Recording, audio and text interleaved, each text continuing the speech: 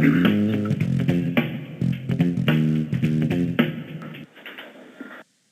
and welcome to the Angus Energy Investor Call. My name is Jess and I'll be your coordinator for today's event. For the duration of the call, your lines will be on listen only. However, you will have the opportunity to ask questions, and this can be done by pressing star 1 to register your question at any time. If at any point you require assistance, please press star 0 on your telephone keypad and you will be connected to an operator. I will now hand you over to your hosts, George Lucan, Manager Director, Andrew Hollis, Technical Director, and Freddie Holt, Geoscientist, to begin today's call. Thank you. Good afternoon, shareholders. It's George Lucan here. Today I'm joined, as you've just heard, by our Technical Director, Andrew Hollis, and Freddie Holt, Geoscientist. The reason I brought on two technical people is I think a lot of you have a lot of urgent questions about what's gone on in particular at Brockham. It's been a very difficult time for the company and for you as shareholders, and I appreciate that, and you deserve the fullest possible response to any questions you have. We've already had a number of very interesting questions, and we're going to go and use them to outline what's gone on in the last couple of months at Brockham. Brockham isn't the only thing in this company. It's very, very important, but we've also had an exciting time in acquiring what we believe is a very, very good asset, and we have forthcoming works at Brockham in Q4 to consider. But let's start with Brockham. It's I think, the issue on everybody's minds. Thank you, George. This is Tim Thompson here from Yellow Jersey. First question, please can you provide a technical explanation as to why Brockham well is unlikely to flow commercial hydrocarbons? Andrew, do you want to go straight ahead with that? Yes, that's fine. Obviously, this is a very complex issue because any post-mortem after any exploration well is tested is a complex thing to analyse. But the key issues that we've been looking at are the maturity of the play and the evidence for the maturity of the Kimmeridge in this area. The question about whether the water produces preferentially to the oil, and also whether the Kimmeridge itself is generating oil in this section. And obviously, because we are very, very close to Horse Hill, people ask the question, why is it different to Horse Hill? Now, as many people would have seen the video that I did in the Kimmeridge Bay, the Kimmeridge is extremely variable across relatively short distances. So in the few miles from Brockham to Horse Hill, there are considerable differences to the reservoir itself. But in addition, the Brockham well is the most marginal well to the basin that has been tested in the Kimmeridge so far. And for that reason, the evidence suggests that it may not be mature enough to generate the quantities of oil that were seen at Horse Hill. We're talking about minor differences, but enough to make the difference between a well that produces oil and one that doesn't. And that is the critical technical question that we've been spending a lot of time working on. Freddie, do you want to add something to that? Yeah, so I would just add that, you can see, if you go down to Kimmeridge Bay where the reservoir itself outcrops, you can see the variation in organic matter and TOC across very short distances. And it's this variation that when that rock is buried to certain depths with temperatures and pressures, that can really affect the maturity. So what, as Andrew said, we've been focusing on is what is the extent of this maturity at Brockham? How does it differ at Horse Hill, and how might it differ towards the centre of the basin or in other sites? And this can drastically affect the maturity and then the amount of oil that was generated. So we think that this could be an issue at Brockham. We would also emphasise here that the Kimmeridge itself as a reservoir and as a play is very new and very novel. Not many wells have been drilled into it and have tried to produce from it, and we are learning all the time and putting together everything we've learned from Brockham and Balcombe and other bits of data around the basin, we are building up a picture as to how we move forward with this. Thank you. Could a sidetrack have rectified the issue, Brocken? Andrew, again, I think this is one for you. I think the question is how far. Coming back to the issue of maturity, we're saying that in the Brocken well, it probably hasn't been mature for long enough to generate significant volumes of oil so that it will be produced from the entire section that we're opening up. Now, we believe that it would be because there are certain effects in reservoir rocks that source rocks that have huge amounts of organic material, as this does. Then the evidence of maturity tends to be masked, and you end up with an impression that the rock is less mature than it really is. And so based on that, we believed that the source rock, the Kimmeridge itself in Brocken, was going to be mature enough to generate large quantities of oil. In the case of Horse Hill, it also is likely to be more mature than was first thought. And I think that there, because it's a matter of relatively tiny differences in temperature a long time ago when this was at a much deeper level, that affects this. And we are trying to reconstruct what happened in the millions of years from when this was laid down to when we're trying to produce it now, and trying to judge a few degrees difference in the temperature was. And so I don't think we're necessarily thinking that we could sidetrack this to a point within the license to reach a point where it is mature enough to generate oil, but we haven't ruled it out, and we are certainly considering that along with all the other possible options for the Brocken field for the future. Great. Thank you. Can Angus confirm that any sale of Brocken to a third party will be at an arm's length basis and not to an entity related to an existing past director or major shareholder? That one's for me, and I can categorically confirm this without any shadow of doubt. Apart from anything else, it's a rule of the exchange that shareholders would have to be informed and would have probably to approve of any such transactions, but none are contemplated, none at all. Why were shareholders and the wider market led to believe that Brocken would flow and that operations suggested such up until the RNS stating otherwise? I think, Andrew, would you kick off with that? Okay, I'll kick off with that and also probably bring in Freddie as well. We went through a lengthy process of evaluating the Brocken well, starting in the back end of last year in December.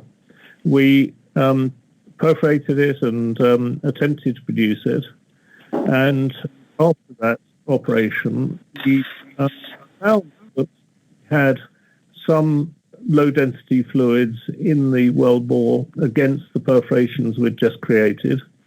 And we believed at that point that we had produced small quantities of oil into the well, but it was simply not flowing. We then went back and recompleted the well and put in a different pumping system to enable us to pump it, and tried again, and basically, and then we recognised that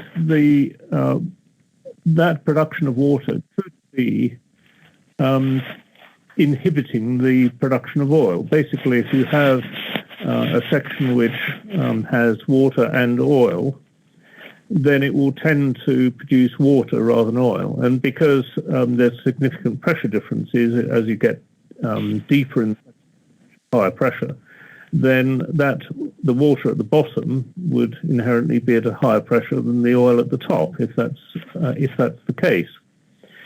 So we then isolated the lower section of the Kimmeridge in the hope that would isolate water production and enable us to produce oil. We continued those operations in a third stage where we endeavoured to make sure that we could simply produce from that upper section.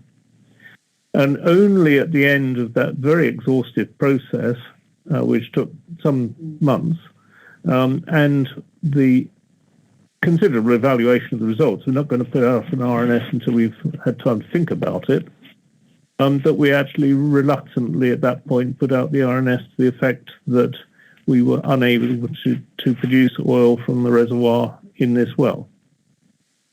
So it's a long, complex process, a lot of technical observation and evaluation, and it's really only at the end of that you can make an informed decision and put out a result. Freddie, would you add anything to that? I would add one thing that, and maybe it goes back to the same point, but as Andrew said, at each stage of the operations that we went through over the last few months, we, when the results came through, we took our time to assess exactly what we were seeing and to make sure and to rule out certain things that might have been happening within the well. And again, this is a novel play, so we don't have a lot of information. There haven't been a lot of wells drilled into this reservoir. And this is essentially exploration, and that carries its own risks with it. And as Andrew said, we were careful to make sure that when we did release the RNS, we'd fully evaluated everything that we'd seen from the well up to that point. Thank you. How long has Angus known Brockham would not flow at commercial rates? Why don't actually I answer that one? Well, the final preparatory works, which you and Freddie have mentioned, ended on the 24th of June, so Monday, and involved the use of a jet pump to return some completion fluids to the surface. The technical team examined that return fluid on the Tuesday and the Wednesday, and then escalated the results to the board. And we considered and completed our consideration on the Thursday. I think, as Andrew said just before, and Freddie, it's a little bit like a medical examination sometimes addressing an oil well. You have to rule out lots of extraneous factors. You don't just go straight to shareholders and we saw this fluid or that fluid. There is a certain amount of analysis and careful thought. And that did go on. And we're not in a hurry to issue a release which we know is going to have an enormously negative impact on our shareholders, unless we're absolutely certain that it's the right release and the right thing to do. And we were certain by Thursday and unanimous as a board. So that was really the entirety of the process. Thank you. Did Angus consult with his partners prior to this RNS? Again, I'll answer that one. I was actually up until the wee hours of the morning on Friday because we were under considerable pressure to get a release out to the market as soon as possible, and strongly advised by our nomad to do so with the greatest haste. And indecent haste, perhaps, but we were successful in one sense. Looking at the share price graph, it doesn't seem there was any kind of a leak. No one, if you like, was benefiting on the quiet in the days beforehand. And I think that's quite an important point to make to shareholders. This was pretty much a vertical drop of the shares. We didn't have a great deal of time to exchange ideas with partners. They did, of course, see the release before going out. I regret that we didn't have more time, but it was impressed on us that we had an overwhelming duty to the exchange and to shareholders to release this information as soon as we possibly could. Thank you. Can Angus explain how in the 4 days following the half-year report on 20th of June, whilst doing preparatory works for testing, Angus suddenly discovered, without flowing the well, that the well would not be commercial without fracking? Yeah, Freddie, I'll let you. So perhaps here it's worth just explaining how we come to these conclusions, really. Once of the series of operations that we carried out on the well, throughout all those operations, we're monitoring pressures on the well, we're monitoring fluids in and fluids out. and we're monitoring what are these fluids, what is their density, what are their properties. And we use all of this data, and including the original log data from the well, to come to our final conclusion. So we would be testing fluids coming out of the well for salinity. Are they formation water, or are they something else? Is there oil coming out with that water or not? And it's only after we've assessed all those different bits of evidence, things we've seen, fluids in and fluids out, and the type of fluids, that we can then come to a conclusion, which we did eventually, to confirm that actually there were no hydrocarbons down there, and that the well would not flow commercial quantities of oil. Thank you. At Brockham, can Angus explain how they intend to carry out the well test without permission? Or have they, as a supplementary permission, an amendment that covers it? If you want. Freddie, I think you're... So it was slightly different for the Brockham X4Z well. Here we spoke to the OGA at length after the well was drilled and during the drilling, and we submitted a full field development plan to the OGA and lots of discussions with them. And what we were doing, we had permission for, was a long-term production test on the Kimmeridge within this well. And this was approved by the OGA. And the production from the well, if successful, would therefore be under this existing production license and approved field development plan. So this was not what you might term a typical 7-day well test, as, for instance, we carried out at Bolcombe last year, but rather a predefined and pre-approved long-term production test on the well. Thank you. Thank you.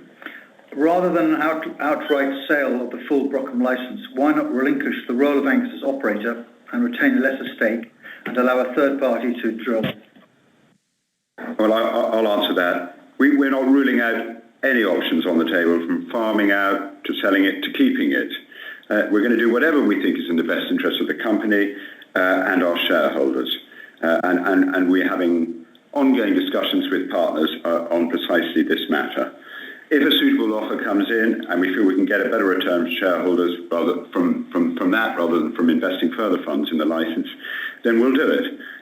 Because we have opportunities and operations elsewhere where we would better use the capital, potentially. But no, nothing's ruled out. Thank you. Before disposing of a significant company asset or change of ownership of Brockham, will this be put to shareholders for approval? I can answer that. No, we won't. We don't put such matters to shareholders. Brockham isn't the only asset we have. We manage a portfolio of assets, and it's up to the board to do that. Thank you. If Angus doesn't think that commercial hydrocarbon flow could be established from the Kimmeridge layer in Brockham, then why not flow test the Portland instead, rather than focus on selling the site? Andrew, do you want to pick that one up? Yes, no problem. I think the key question there is whether we can achieve commercial Portland production. The existing situation until we started work on Brockham X4Z and the Kimmeridge was that Brockham X2 well produced from the Portland, and we were injecting water into the X3 well to support that with pressure support and also disposal of the water. Now, we could in fact also consider perforating the X4Z well, the well that we've been testing the Kimmeridge, in the Portland section, because it passes through an area of the Portland which hasn't been produced from in the past. All that's good, but there are changes in the regulations on water injection that have happened in the last year that make it very difficult to re-inject water. Now, if we can't re-inject water, we can't support the pressure in the reservoir, and we can't get rid of any water that is produced. So we are having ongoing discussions with the Environment Agency to see if we can find a technical way around this issue. And this is an issue that's affecting most of the onshore operators in the UK, because they can't support the pressure in their reservoirs, they can't get rid of produced water. And so this is a key issue which is holding back all onshore UK oil production, and not only us. So yes, if we can solve this problem technically, then it's certainly an option that we would be considering possibly as one of the best options for the field. Thank you. Could you please indicate how much funding is currently available for an extended well test, otherwise known as EWT, at Balcombe, and whether you believe this is sufficient to cover all costs? I'll answer that one. Yes, in our last funding round, fundraising on the 30th of April, we allocated approximately £600,000 toward work at Balcombe, and this will be used to cover costs of actual planning, well preparation, and the initial equipment spread to begin the well test. Following this, production from the extended well test should be sufficient to cover all long-term equipment costs and provide a profit as well, of course. Thank you. Can you please reassure investors that the Balcombe EWT application will be lodged with the West Sussex County Council in the month of August 2019? And with this in mind, please can you confirm the timetable for the EWT and why has the application taken so long? I'll introduce this. It was a little unfortunate thing that before I actually took the helm at Angus, my predecessor confirmed to the council that the testing work was over, and I don't believe he was aware that this would result in a requirement for a further planning application. Had he not made that statement, we could have continued under the existing planning consent, and we would have been addressing Balcombe some months ago. So that's unfortunate. I think that Freddie would be better placed to tell you what we've now had to do as a consequence of that. So as a result of that, we do have to submit, as you know, a new planning application for an extended well test of Balcombe 2Z. Now that planning application is a lengthy process with lots of different threads to it. It's not just one document that is submitted to the council. It's several third-party contractor reports on ecology, bat surveys, light strategies, noise strategies. Many of these reports that need to be done are seasonally dependent. So lots of these need to be updated from our previous work, and we are doing that as we speak, as well as, obviously, at the same time, preparing the bulk of the application. We've been speaking regularly to the council, outlining our plans, so they're fully aware and happy with what we intend to do. And I would add that alongside preparing the application, we've also been starting to think about the technical programme, so that once we have all our regulatory approvals, we are ready to move straight away to begin. It's an important test for us, and we want to make sure that as soon as we are able to, we can start work on that well. Thank you. Can you please confirm your expectations for the Balcombe EWT and the figures you anticipate during that testing? I think that the first thing I'd say on that is that the Balcombe extended well test is not in the same sort of situation geologically as at Brockham. The Balcombe well is right in the centre of the Weald Basin. It's in the most mature area, and therefore one that we fully expect to see oil production in. Indeed, we had oil production during our short-term test, and also there was oil production during a test of a well very, very close by in the 1980s.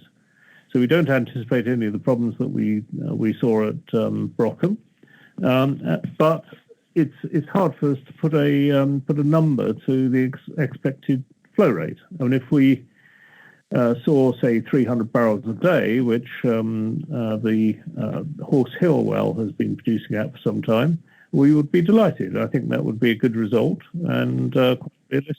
We may achieve a little more than that because we have a slightly thicker section. But let's not count our chickens. Let's wait and see what the test gives us.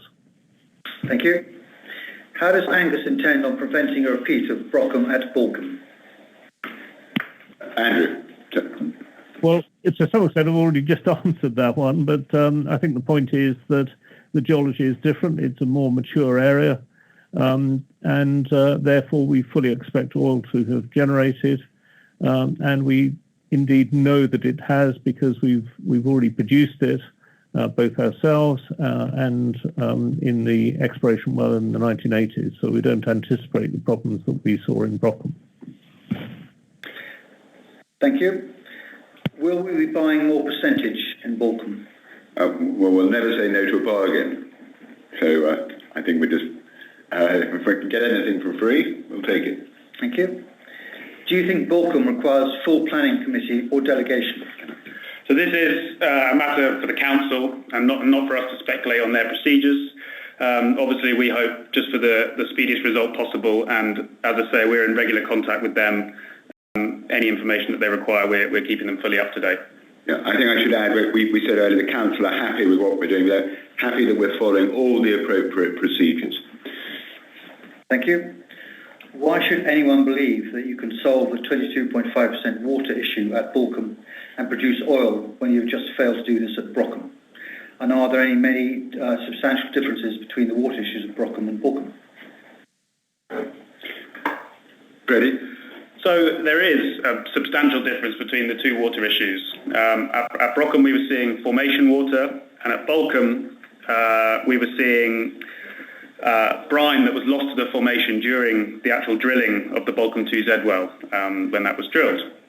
So this drilling fluid that was used and that was being recovered is dense and can prevent oil flow. So we had periods where the well was flowing and it was being killed by this denser fluid. So this water that was coming out of the well, we were testing the salinity and matching it to the lost fluid that had been lost during the drilling of the well. So we are confident that if we can recover this in the initial stage of the EWT, then we'll be able to produce stable oil flow from the well. Thank you. We'll now move on to broader team questions. Sorry, add something? No? Okay. We'll now move on to broader questions, issues. The first one being salt fleet buy.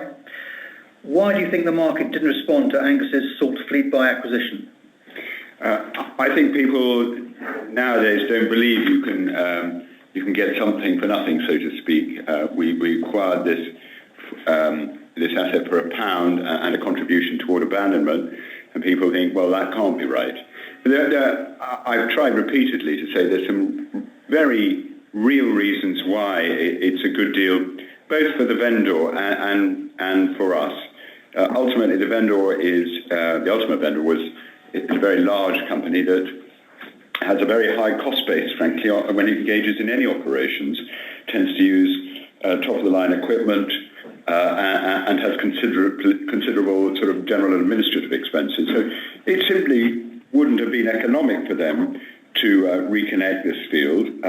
And for us, we're nimbler, we're smaller. It does make sense. Our budget is a fraction of theirs for doing almost anything. And so it is actually good for both parties. It does make sense. And we have struck a very good bargain here for shareholders. I think also the other reason that people have overlooked the acquisition is, of course, it came out in the middle of the Brockham work programme, and people, have had such a strong focus on that that perhaps they just haven't looked at this in close enough detail. I think as people look through it, and as we walk them through the steps of reconnecting, and the actual relative barrelage, if you like, we don't deal in barrels and gas, but there are barrels of oil equivalent which we can look at. These compare, really very favourably, even to the numbers that Andrew quoted as a possible result at Balcombe. Perhaps I hand over to Andrew here for what we might expect. Give shareholders, please, Andrew, some sense of a barrelage equivalent from Salt Fleetby per annum versus Balcombe. That would help set it in context. Well, I'm not sure that's the best way of doing it. I think I'd prefer to still talk in terms of gas, but I think the one or two key points here. The original owners, this was simply not material to them because the volumes are minute by comparison with their other production. And that's the reason why they were keen to get rid of this, because it was eating management time for not a lot of return for them.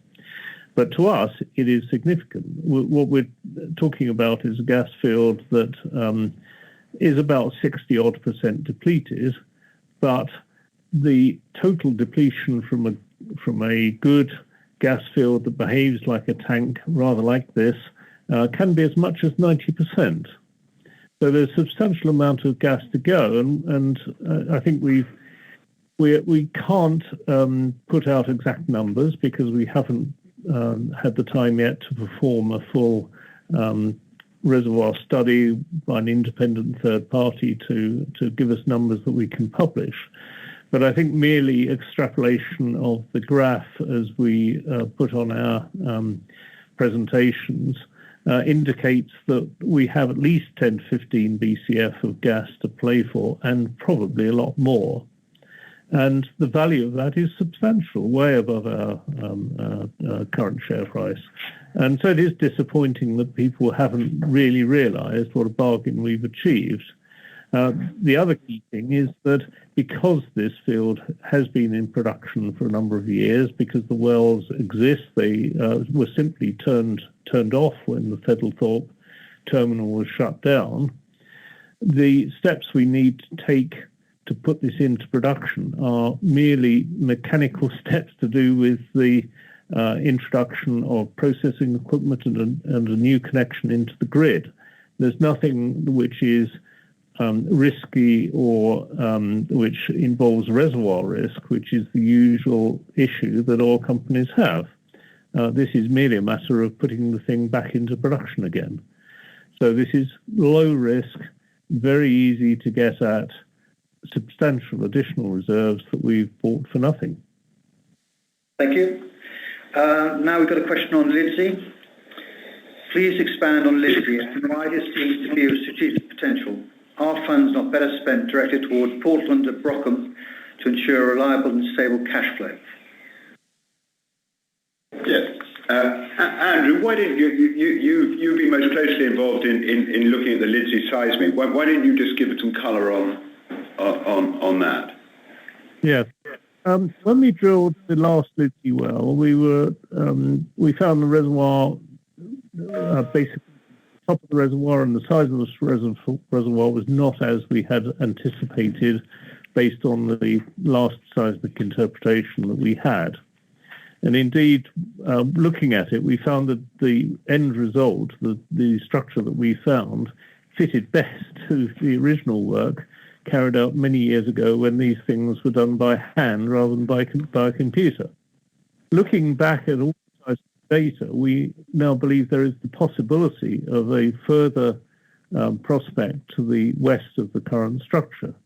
And we're interested in this for two reasons. One, because it would be possible to drill from the existing site, but also because that structure would be at virgin pressure and therefore be able to produce at the sort of rates that Lidsey did many, many years ago when it first came into production. So it is an interesting possibility, and one that we're quite excited about. But we recognise that as a very small company, we can't take undue exploration risks.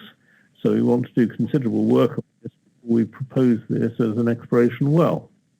Unlike a large oil company, we don't have the benefit of being able to survive too many exploration failures. So we need to make sure that we're absolutely certain before we go ahead. Yeah, certainly. As Balcombe and Salt Fleet become online and we become more of a producing company, then this is certainly going to be one of the things we will be looking at first. Thank you. Moving on to questions regarding funding. What is happening to the loan that Angus gave to Tidswell Pretorius? When will he pay it back? The loan is still outstanding, and I have absolutely no doubt that it will be repaid. We don't have a target timetable for that. Thank you. Should we be concerned about significant future dilution? Will there be a placing anytime soon? The company is fully funded for operations for the forthcoming year. This is the reason, as I said at the last fundraising, we raised funds which were to cover Brockham, the forthcoming works, as we've already mentioned, 600,000 for Balcombe, and spare funds for further Lidsey seismic. We don't anticipate any placing in the near future. Now, if there was a fantastic opportunity, a really, really good value, would we come to shareholders and say, do you want some of this, in effect? Yes, we would. But right now, there's certainly no plans to visit shareholders and beg for more. So, no, don't expect any significant further dilution at the present moment. Thank you. Is the board going to start buying up these oversold shares? I can't speak for every member of the board. Thank you. We're now going to move on to slightly more generic questions. Does the national agenda to move away from fossil fuels threaten your long-term business plan in any way? Have you met any resistance at regulatory level? Andrew, perhaps you'd like to answer that. I just dealing with that last point. No, at present the government is still wishing to encourage indigenous oil and gas production. Obviously, that could change, but at present, their intention. Thank you. What are the company's plans in the short term to start regaining shareholder market confidence?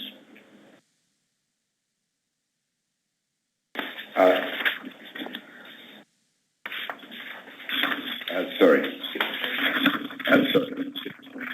Hang on. Skip the page. Yes. Okay, my mistake. Apologies. That's a later question. Why is the investigation by Angus into the alleged improper activities by Jonathan Tiswell Pretorius not yet been concluded and the outcome announced as an RNS? Actually, it has been concluded, and the announcement was made on the 6th of March 2019. Why do you refuse to have engagement with private investors? I don't think that's true at all.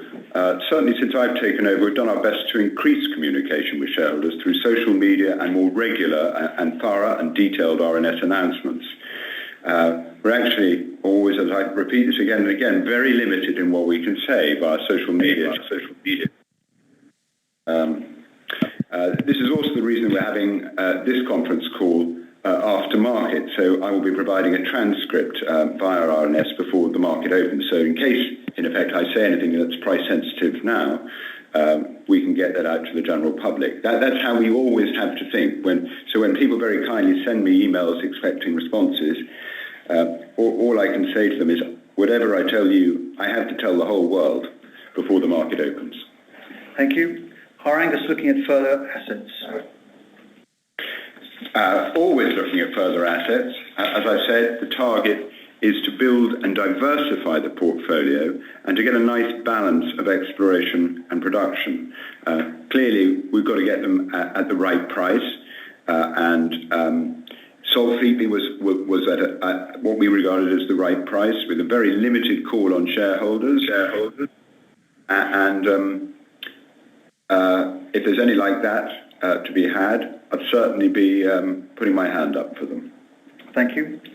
Does Angus still have confidence in Tiswell Pretorius as technical director, given the company's track record today? Yes, I have absolute confidence in Jonathan. He's actually our operations director, not technical director. He's always carried out operations for the company safely, without any environmental hazards, and very largely as planned. That's to say, there's always a little cost overrun or time overrun. He's not God, and he can't change geology, whatever he may think. So we can't hold him responsible for a null result such as at Brockham. But he's actually done a damn good job for the last 3 or 4 years. Thank you. Is Angus satisfied that you have an honest board and capable technical staff? Yes, and if I wasn't, I'd fire them and get other people. Thank you. Can we have confirmation that Angus will not... Can we have confirmation? Yes, I can give a 100% guarantee. There's no plans by anyone, at least known to the board, to take Angus back into private hands. Thank you. What are your thoughts on shareholders considering a class action lawsuit against Angus due to suspicions of deception and malpractice? Right. Well, the company has certainly not been notified formally of any plans to bring a class action lawsuit. I'm personally confident there's no reasonable grounds for such an action. We take our corporate governance very, very seriously, and I believe we've always complied 100% with all our obligations under the various FCA and AIM rules. Shareholders have been updated at every stage in this process, in particular at Brockham, and whilst I fully understand people are upset about the result and the consequent fall in the share price, I have to make plain that this is the nature of the oil industry.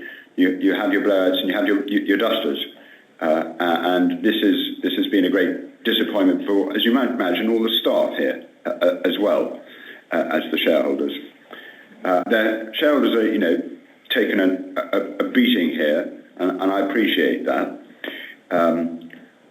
Sometimes it may seem as if the board somehow could be held responsible for the geology here, or that we could have known what was there 3,000 metres below the ground.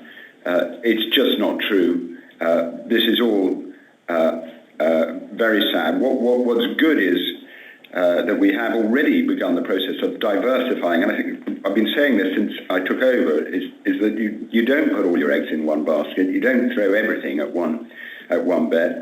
We actually have a more balanced portfolio already, and I believe there's significantly more value than is being given to this company by the market, just in our Balcombe and Saltfleetby assets alone, as in multiples of where we stand right now. And that we will get over the disappointment that we have with Brockham, and shareholders will recover much of what must seem to be very significant losses. So that's what I would say. I'm not particularly concerned about this class action lawsuit. As I say, I don't believe it has any merit. Thank you. Thank you. What are the company's plans in the short term to start regaining shareholder and market confidence? Well, I believe, as I said earlier, we've already begun this process by diversifying, acquiring a great asset at a good price, so that we're less focused just on one geology or one form of hydrocarbon. We're going to use the next couple of months to do two things in the main. One is to really bring the value of this gas asset to the market so that people can see the full extent of what we purchased. Also, to give much more clarity on a timeline here, once we're over some initial regulatory hoops at any rate. And I think if people can see the timeline and the actual physical steps we need to take to get gas to market here and cash in the bank, they'll start to give more value to the actual asset in the share price. The second part is clearly, and you've heard from Freddie and Andrew here, Balcombe is something which is going to be, we're going to submit the application, we hope, by the end of August, and then there follows a relatively defined and statutory timeline before we hope we'd begin actual works there. And I think I'd be right in saying, assuming we're able to get through all of those procedural hoops, that the works there are not as extensive as they are at Brockham. This would be a much quicker operation. Andrew, perhaps you'd like to, or Freddie, would you like to comment on what we actually need to do? Andrew? No, Freddie. No, Balcombe. Yeah, the works at Balcombe are more simple than Brockham. We have a well which is we've obviously already been to test. We have a drilled liner in place. We don't need to carry out any perforating. So the well, in effect, is sitting there suspended, ready to go. So we would design our test program, bring in our equipment, and begin testing the well. So in effect, there are a lot less things. The more simple an operation can be, then the better. There's fewer things to go wrong.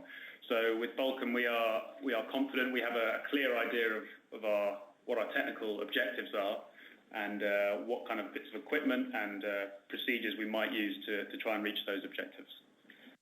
Equally, Andrew, would you just give a second here on the kind of works. If we were to keep things to the most basic and simple, we might expect to have to do salt fleet buy. For putting the gas field back into production, our initial steps are all to do with reconnecting to the national grid. The gas before that was untreated went to the Thedlethorpe terminal where it was treated and then put into the national grid there. We lose that opportunity because the Thedlethorpe terminal has closed and therefore we have to process it ourselves, but we will still make a connection at the same point. However, having said that, the NTS are quite a complex and bureaucratic organisation, if I may say it, and it takes quite a long time to go through the process of getting a new connection agreed or even the reconnection to the grid. So simultaneously with that sort of essentially bureaucratic process, we are ordering up the equipment to treat the gas to full NTS specification so that we can meet their requirements to put it into the grid. We'll also be introducing a compressor to enable us to pull the reservoir down to as low a pressure as possible to get the maximum possible recovery. And it may seem, I think it's something that struck me looking at Thedlethorpe, this gigantic beast of a refinery. One of the most astonishing things is how cheap and how small the modern equipment is if you want to process smaller amounts of gas actually on the field. Thank you. We now have the final question of the pre-submitted questions before we open up the floor. Could you please let us know when to expect Angus to establish the new communications forum that you mentioned in your introductory letter in January? I think the software coding will complete on that. We hope to load up by the end of summer. Thank you. That completes the sort of pre-submitted questions. We now would like you to ask further questions if there are any via the moderator. Moderator? Of course, so if you would like to ask a question, please press star 1 on your telephone keypad. Please ensure your line remains unmuted locally. I will then speak to you individually and ask for your question. So once again, that's star 1, please. And we do currently have one caller in the queue, so I'll just quickly speak to them.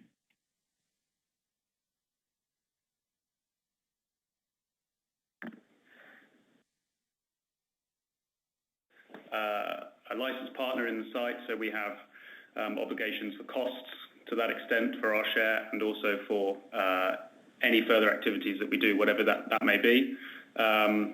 We obviously still have the license and still pay our license fees to the Oil and Gas Authority. So our obligations at the moment to the site are just as a standard license holder for an onshore license. Yeah, they haven't changed in any way, and we made provision for these works in our last fundraising. I think I made it clear there was about 600,000 going toward Brockham to cover our share of the works here. Thank you. Next one. The next question was based on Balcombe and why did we not start the planning application earlier? So just to run back, the original planning permission we had at Balcombe when we did the 7-day well test in the autumn of 2018 allowed us to, in theory, return to the site within 6 months. But as George has alluded to earlier on in the call, it was notified to the council that we'd finished our works, and therefore, when we did want to go back earlier, which was in February, by the time we'd worked out what our next step was after we'd analysed the results of the autumn test, we were then unable to go back at that point. So we did then start straight away the process of the planning application, but as I mentioned before, it's a very protracted process. It's not, as I say, one document that you can type up in a couple of weeks. There's many other documents that need to come along with that, and as I said, some of them are seasonally dependent, which means surveys and things have to be carried out at certain times of the year. So we have been actively working on that as soon as we knew that we were unable to return to the site, but it is a long process. Thank you. Moderator, could we please ask for some further questions? Of course, so please stand by while I gather the next set of questions.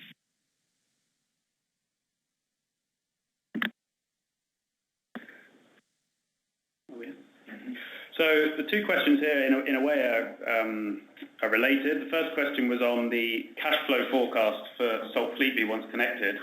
So when the wells at Salt Fleetby were shut in 2017 and the terminal was closed, they were doing about 5 million scuffs, or standard cubic feet of gas a day.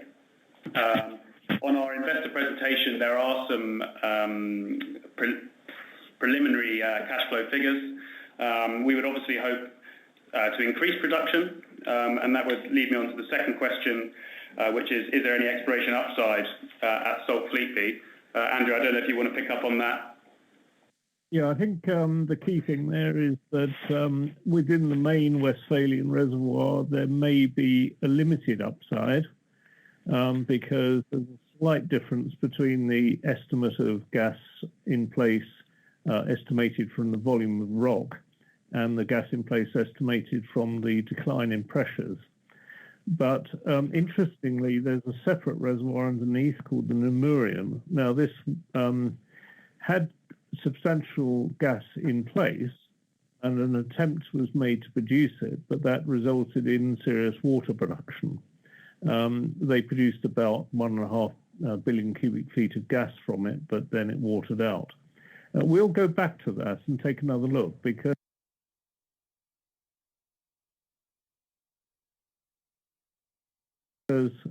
it could be a substantial gas resource in its own right.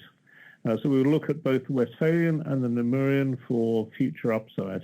We'll also consider the possibility of using some of the currently unused wells to accelerate the rate of production.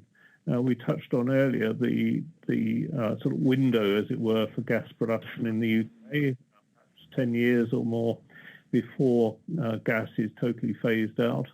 And so there's a value in accelerating gas production if we believe we can get more. And it has a time value of money benefit as well, in that if you accelerate production, it has a higher net present value. So we're certainly going to explore both upside in terms of additional resources and also acceleration of production. I think I'll add to that. On our RNS release, we gave two cases to shareholders with what is called an average full year net cash flow to Angus, which was around the 2 million mark on a conservative case and closer to the 3 million mark on an optimistic case. And I just remind shareholders again, say that in the context of our market cap today, and you'll see, it's well over a third of your market cap you're getting back from just one of our assets each year. So have faith. Okay. Thank you, moderator. Can we ask for some more questions, please? Of course, so please stand by for the next set of questions.